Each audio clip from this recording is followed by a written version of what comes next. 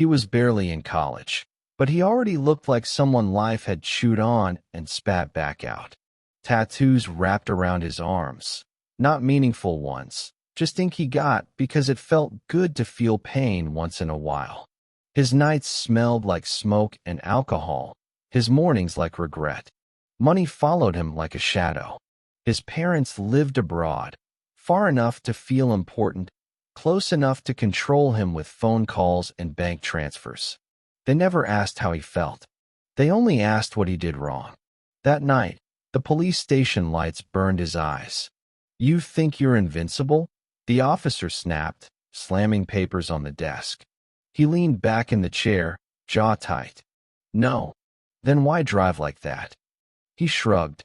Didn't care. The officer stared at him for a long second. "That's worse." A call was made. His parents' voices crackled through the speaker, sharp and disappointed. "You embarrassed us," his father said. "Do you know how much we've given you?" his mother added. He closed his eyes. "You don't even ask why I do this," he muttered. "What was that?" his father said. "Nothing," he replied. He was released late at night. No lecture stuck. None ever did. At home, he opened a bottle, didn't bother with a glass, drank until the room tilted. He threw himself on the bed, shoes still on, mind buzzing, heart empty. Sleep took him like a fall. Something woke him. At first, he thought it was part of a dream. A thin sound, breaking, uneven. Crying. He opened his eyes slowly. Morning light crept through the curtains, stabbing his head. The crying didn't stop. "What?" he whispered. He sat up. The sound was coming from inside the room. His heart jumped. He looked around, breath shallow, until he saw her. A small child, sitting awkwardly on the bed, wrapped in his loose shirt. Her hair was tangled. Her eyes were red. She wasn't screaming, just crying quietly, like she had learned not to expect help. For a full 10 seconds, he didn't move. Then panic hit. "No, no, no, no," he said out loud. "This is not happening." She looked at him. Just looked. Something about that, about how calm she was seeing a stranger, made his stomach twist. Memories crashed into him. The night before, he remembered stumbling through a deserted stretch near the city. Trees thick, broken paths, silence too loud. He hadn't planned to go there. He never planned anything. Then he remembered stopping, because something was on the ground. At first, he thought it was trash. Then it moved. He remembered kneeling, vision blurry, heart suddenly racing. "A kid?" he had whispered. "What the hell?" She was barely conscious. Scratches on her arms. Dried blood. Her lips cracked like she hadn't drunk water in days. He had shaken her gently. "Hey, open your eyes." She had whimpered. That sound had sobered him faster than fear ever could. "I don't know what to do," he remembered saying, voice shaking. "I swear I don't." His hands had trembled as he poured alcohol from his bottle over her wounds. She had cried louder. "I'm sorry," he had said, almost pleading. "I don't know anything else." He remembered lifting her, how light she was. Too light. He remembered feeding her milk at home, burning his hand on the pan, swearing under his breath. "Drink," he had whispered. "Just drink." She had. Then darkness. Now she was here. Real. Alive. She crawled toward him on the bed and grabbed his finger with both hands. His breath hitched. "Hey," he said softly, without meaning to. "Don't do that." She didn't let go. He stared at her small fingers wrapped around his tattooed hand. It looked wrong. It felt wrong. And yet, he didn't pull away. I'm not your person," he said quietly. "I don't take care of kids." She yawned. He scoffed weakly. "Yeah, sleep. That's what I thought."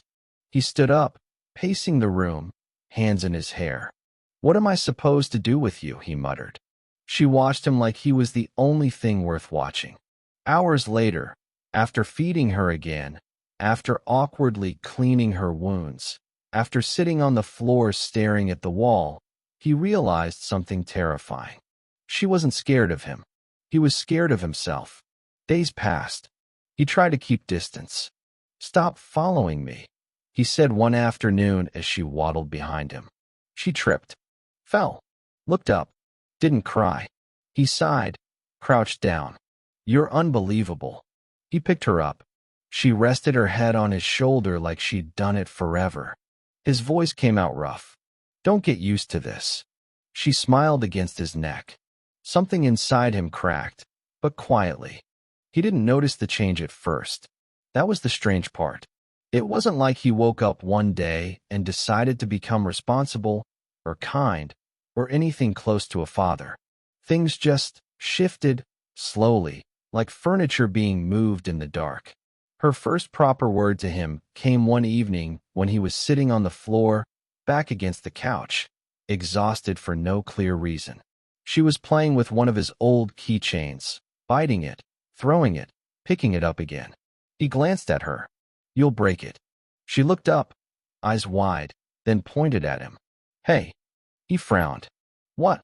She repeated it, clearer this time. "Hey." He blinked. "That's not my name." She crawled closer, touched his knee, and said it again, softer. "Hey."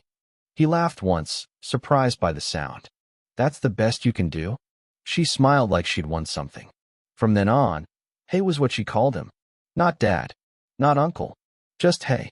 And somehow, that felt right. His friends didn't disappear all at once. At first, they just stopped coming over.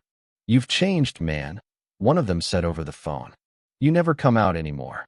"There's stuff to do at home," he replied. "Like what?" "You live alone." He looked at her, asleep on the couch with a cartoon playing. "Yeah," he said quietly. "I know." Calls became texts. Texts became silence. He didn't chase them. At night, when she couldn't sleep, she'd wander into his room and climb onto the bed without asking. She'd lie beside him, stiff at first, then slowly inch closer. One night, he opened his eyes and found her staring at him. "What?" he muttered. She whispered, "Bad dream." He exhaled, rolled onto his side, and held her hand, awkwardly, like he wasn't sure how much pressure was allowed. "I'm here," he said. "Sleep." She squeezed his finger tight. That became their thing. He never told her stories, never sang lullabies. He didn't know how. Instead, he'd tease her. "Why do you sleep like a starfish?" "So monsters can't catch me," she said seriously. He snorted. Smart. By the time she was 6, she talked endlessly. "Did you eat?" she asked one morning, sitting cross-legged on the table while he searched for his shoes. "Yes." She narrowed her eyes. "You're lying." "Rude," he said. "Absolutely rude." She grinned. "Eat properly." "Who taught you that?" "You," she said without hesitation. He paused. "Oh," he said, then continued tying his laces like nothing had happened. She followed him everywhere. Not because he asked, because she wanted to. If he sat quietly, she sat beside him. If he worked late, she waited. If he was angry, she stayed silent, just close enough. One afternoon, she scraped her knee and didn't cry. He noticed the blood first. "Why didn't you say anything?" She shrugged. "You don't like noise." He froze.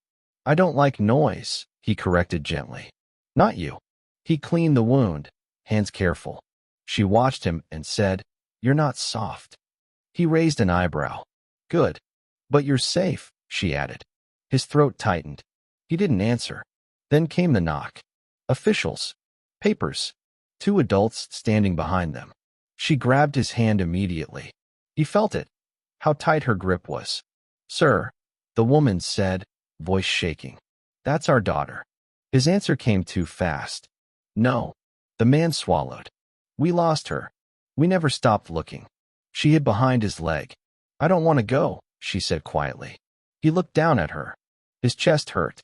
That night, he sat on the edge of the bed while she hugged her knees. "They're your real parents," he said. She shook her head. "You're real." He closed his eyes. "They didn't mean to leave you," he continued. "Things happen. Will you come with me?" "No." Her voice trembled. "Then I won't go." He pulled her into his arms, tighter than he ever had. "You deserve more than me," he whispered. You deserve people who can give you everything. She cried into his chest. I only want you. He held her hands, forehead against hers. Listen to me. If you say you'll go, I'll be proud of you. She sniffed. Will you stop being mine? No, he said instantly. Never. She nodded slowly, like she was making the hardest decision of her life. Okay, she whispered. But don't forget me. He smiled through tears. Impossible. After she left for good, the house didn't feel empty. It felt wrong, like something essential had been removed, and no one bothered to fix the space it left behind. The first night, he slept on the couch without realizing it. He woke up at dawn, arms stretched out toward nothing. For a few seconds, he waited for small fingers to curl around his hand. They didn't. He sat up slowly and looked around. Too quiet. He laughed once under his breath. Idiot, he muttered to himself. Mornings were the worst. He still cooked more food than he needed. Still checked the clock at the time she used to wake up. Still glanced at the door when he came home, expecting the sound of small feet. None of it came. He didn't drink. Not because he promised anyone. He just didn't feel like it anymore. Drinking had always been loud. His life was already loud enough inside. Work filled the days. It kept his hands busy, his mind occupied. People there thought he was calm, reliable, serious. They didn't know he was just holding himself together. Calls came sometimes. Hey, she said one evening, voice crackling through the phone. Hey, he replied instantly. She talked about school, about a friend who borrowed her pencil and didn't return it, about a teacher who mispronounced her name. He listened. Always. Do you eat properly? She asked suddenly. He smiled faintly. Yes. She paused. Don't lie. Still rude, he said. She laughed. Then, softer, I miss you. His chest tightened. I know. There was silence on the line.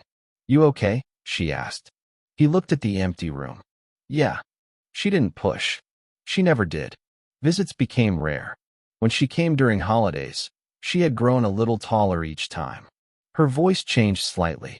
She didn't cling as much, but she still reached for his hand without thinking.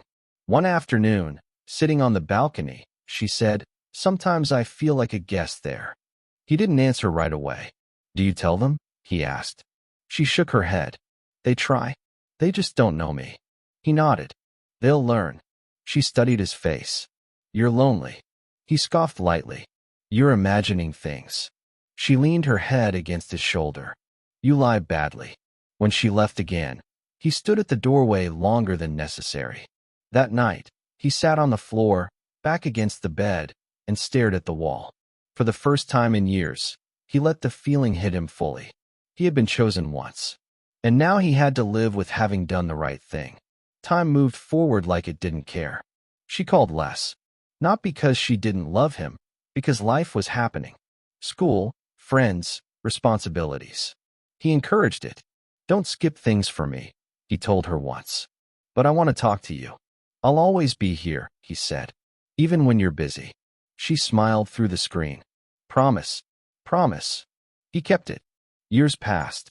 He became the kind of man no one expected him to become. Quiet. Stable. Responsible. The tattoos faded a little. The anger dulled. He still didn't smile easily, but when he did, it was real. Some nights, he thought about what his life would have been if she had never cried in that forest. The thought scared him. Days passed. He didn't notice her at first. She noticed him. It happened on an ordinary workday, the kind that blended into every other one. He had made a small mistake. Nothing serious, just enough to slow things down. He was fixing it quietly when a voice cut through the space. You can't do it like that. He looked up. She was standing across the desk, arms crossed, irritation clear on her face. Not loud, not dramatic, just firm, like she expected better. This isn't careless work, she continued. But it's rushed. Do it again. Something about the tone hit him. Not the words. The certainty. He nodded. Okay.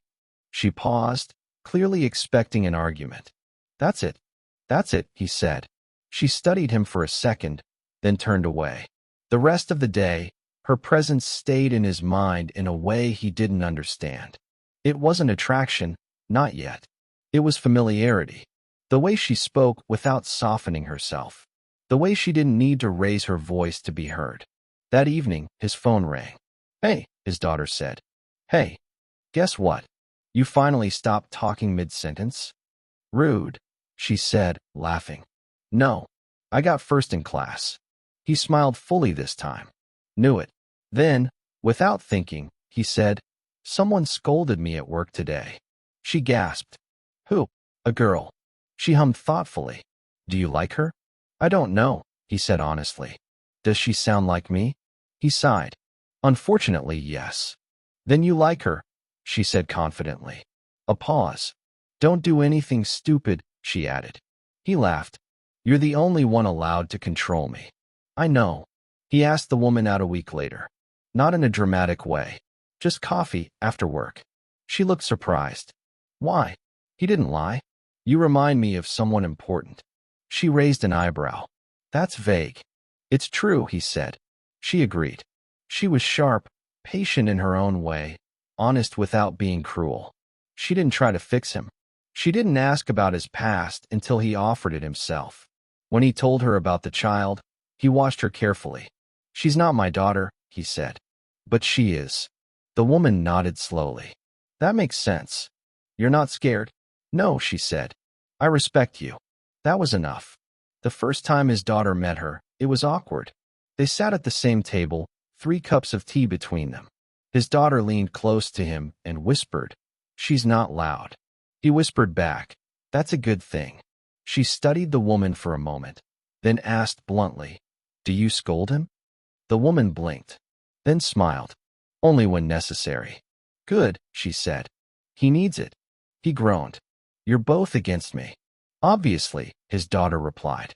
Years later, on a quiet evening, they walked together. His daughter was between them, talking about something unimportant and everything at once. She held his hand automatically, like she always had. Her other hand rested in his wife's. He looked down at her. "You okay?" he asked. She nodded. "I'm home." That word, home, settled into him, deep and permanent. He squeezed her hand slightly. She squeezed back. No speeches, no grand gestures. Just 3 people walking forward, carrying what they'd survived, holding on to what they chose. And for the first time in his life, he didn't feel like he was just spending today. He felt like he was living.